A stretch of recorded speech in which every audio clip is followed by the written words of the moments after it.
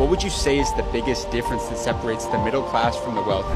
This is the thing that the poor and the middle class just don't understand. The rich do not work for money. The rich do not work for income and then pay tax on their income. The rich work to build up assets, and over time they transition to where they can then borrow against the value of those assets.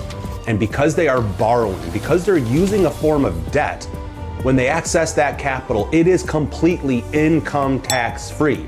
It's the power of using other people's money. Like Robert Kiyosaki said, author of Rich Dad, Poor Dad, the difference, the number one key that separates the wealthy versus the poor and the middle class is that the wealthy understand two things that the poor and the middle class are ignorant of. And those two things are debt and taxes.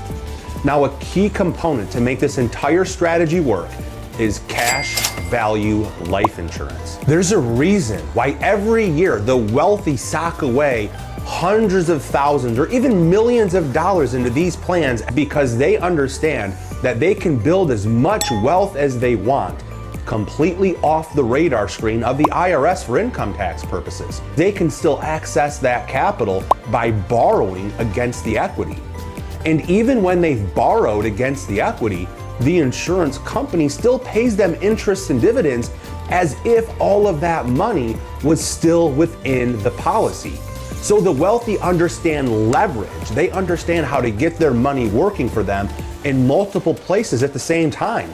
Their cash is still inside their policy, earning 6% completely tax-free with no market risk, and they're using that money to expand their business, to buy rental real estate, or they're loaning that money to others and they're making income from it that way. So the wealthy understand the leverage of getting their money to work for them in multiple places at the exact same time. The last key component here is the death benefit of the policy. Because when the individual dies, the death benefit is going to pay off all the loans, wipe out any of the interest on the loans, and then the rest of that life insurance benefit is then going to transfer tax-free to their family. So they're creating tax-free generational wealth as well.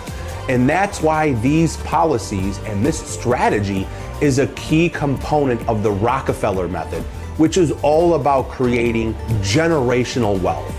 So if you found this information helpful and you want to learn more about these strategies, follow this channel, share this content out there, and click the link above in my bio to learn more about these strategies and these concepts. Thanks for tuning in, and take care.